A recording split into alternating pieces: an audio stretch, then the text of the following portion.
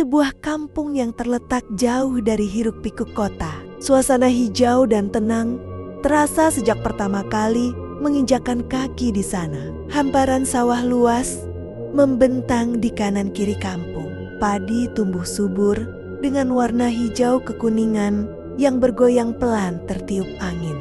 Saat pagi hari, embun masih menggantung di ujung daun, memantulkan cahaya matahari yang baru muncul dari balik perbukitan. Di sepanjang pematang dan tepi jalan, pohon bambu berjejer rapi. Batang-batangnya tinggi menjulang. Daunnya saling beradu, menimbulkan suara berdesir yang menenangkan. Bambu-bambu itu seakan menjadi pagar alami kampung, memberi keteduhan sekaligus kesan sejuk. Di beberapa titik, akar bambu menjalar hingga mendekati parit kecil yang mengalirkan air sawah. Jalan utama kampung berupa aspal tua yang sebagian berlubang, bekas dilalui kendaraan bertahun-tahun. Beberapa lubang tertutup genangan air saat hujan turun, memaksa pengendara melambat. Di sisi jalan, rumput liar tumbuh bebas, mempertegas kesan alami dan sederhana kehidupan kampung tersebut. Menjelang malam, suasana kampung semakin sunyi. Lampu penerangan jalan tampak berjauhan satu sama lain. Cahayanya redup, berwarna kuning, hanya cukup menerangi sebagian kecil jalan. Di antara jarak lampu yang panjang, bayangan bambu dan pepohonan membentuk siluet gelap, membuat suasana terasa hening dan sedikit misterius. Namun bagi warga kampung, ketenangan inilah yang menjadi bagian dari keseharian. Damai, sederhana, dan menyatu dengan alam.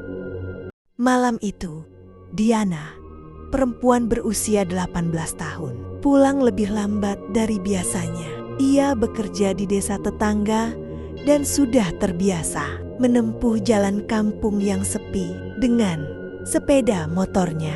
Jam menunjukkan pukul 8 malam. Langit gelap tanpa bulan.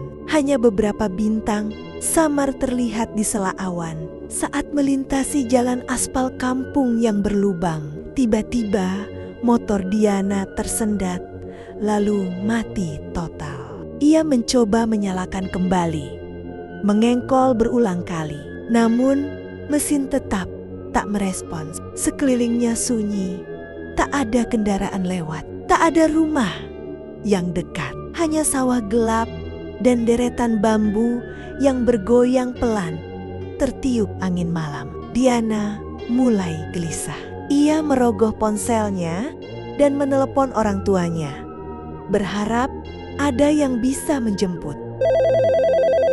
Ia mencoba lagi, tetap sama. Pesan pun tak terkirim. Sinyal di daerah itu memang sering hilang muncul, apalagi malam hari. Ia menoleh ke arah jalan yang membentang lurus dan gelap. Lampu penerangan jalan terlihat jauh di depan, redup dan sendirian. Setelah berpikir sejenak, Diana akhirnya mengambil keputusan, meninggalkan motornya di pinggir jalan dan berjalan kaki pulang. Dalam benaknya, mungkin saja ia bertemu angkot terakhir atau warga yang lewat. Dengan langkah ragu, Diana mulai berjalan menyusuri jalan kampung. Suara langkah kakinya terdengar jelas, bercampur dengan suara serangga malam dan desiran daun bambu. Setiap beberapa meter, ia menoleh ke belakang.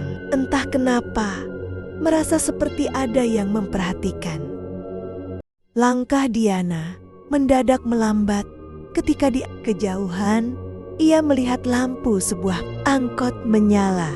Samar, hatinya langsung terasa lega. Di jalan kampung yang sepi seperti itu, melihat kendaraan lain serasa menemukan harapan. Ia mempercepat langkah, bahkan sempat melambaikan tangan kecil sambil tersenyum sendiri. Setidaknya kehadiran angkot itu membuat dadanya tak sesesak tadi. Semakin dekat, Angkot itu tampak berhenti di pinggir jalan. Mesinnya mati. Lampu depan masih menyala redup. Catnya kusam. Beberapa bagian mengelupas.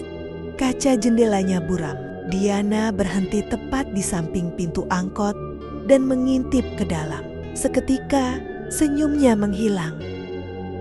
Di dalam angkot itu kosong. Tak ada sopir di balik kemudi. Tak ada penumpang satupun di bangku belakang. Hanya kursi-kursi tua yang sunyi. Setir yang diam tak tersentuh. Dan spion yang memantulkan wajah Diana sendiri. Pucat dan tegang. Tidak terdengar suara mesin. Tidak ada bau bensin hangat. Hanya keheningan yang terasa salah.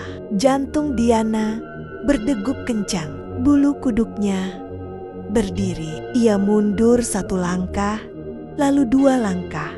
Matanya tak lepas dari angkot itu. Dalam kepalanya muncul satu pikiran menakutkan. Bagaimana mungkin angkot bisa sampai di sini tanpa siapapun di dalamnya? Tanpa menunggu lebih lama, Diana berbalik dan berlari sekuat tenaga. Ia bahkan lupa pada motornya yang mogok di belakang. Nafasnya tersengal. Langkahnya tak beraturan. Air mata mulai jatuh tanpa ia sadari. Suara malam kembali terdengar terlalu jelas. Serangga, daun bambu, dan detak jantungnya sendiri. Dengan napas terengah dan kaki gemetar, Diana berlari tanpa menoleh lagi. Pandangannya buram oleh air mata dan keringat dingin. Hingga akhirnya ia melihat cahaya lampu warung kecil di tepi jalan kampung. Lampu bohlam kuning itu tampak seperti satu-satunya tempat aman malam itu. Ia langsung masuk tanpa salam. Hampir terjatuh saat melangkah ke teras warung. Pemilik warung, seorang ibu parubaya, terkejut melihat kondisi Diana yang pucat dan ketakutan. Dengan suara terbata-bata, Diana menceritakan semuanya. Motor mogok, jalan sepi, angkot kosong tanpa sopir. Ceritanya terputus-putus. Sesekali ia berhenti hanya untuk menarik napas dan menenangkan diri. Beberapa warga yang sedang duduk di warung ikut mendengarkan. Suasana warung yang tadinya biasa berubah hening. Tak ada yang menertawakan. Tak ada yang memotong cerita. Hanya anggukan pelan dan tatapan saling bertukar. Seolah mereka paham betul jalan kampung yang Diana lewati malam itu memang sering terasa berbeda. Tak lama, dua orang bapak yang sejak tadi duduk di pojok warung berdiri. Salah satunya berkata dengan nada tenang bahwa motor Diana tak boleh dibiarkan terlalu lama di jalan. Tanpa banyak bertanya, mereka bersedia mengantar dan mengambil motor yang mogok itu. Diana hanya bisa mengangguk. Suaranya hampir tak keluar saat mengucapkan terima kasih. Malam itu tak ada kejar-kejaran lagi. Tak ada suara aneh. Tak ada penampakan lanjutan. Motor Diana berhasil dibawa kembali. Didorong perlahan di bawah cahaya lampu jalan yang jaraknya jauh-jauh. Mesin tetap mati. Tapi rasa takut Diana mulai mereda. Ia pulang diantar warga, melewati jalan yang sama. Namun kini terasa lebih biasa. Sawah tetap gelap, bambu tetap berderik, jalan berlubang tetap sama. Tak ada yang berubah secara nyata. Seolah kejadian tadi hanyalah kebetulan buruk yang bertemu dengan kelelahan dan ketakutan. Namun sejak malam itu, Diana punya satu kebiasaan baru. Ia tak pernah lagi pulang sendirian saat malam. Dan setiap kali melewati jalan kampung itu, matanya selalu mencari sesuatu di kejauhan, memastikan bahwa apa yang ia lihat benar-benar nyata.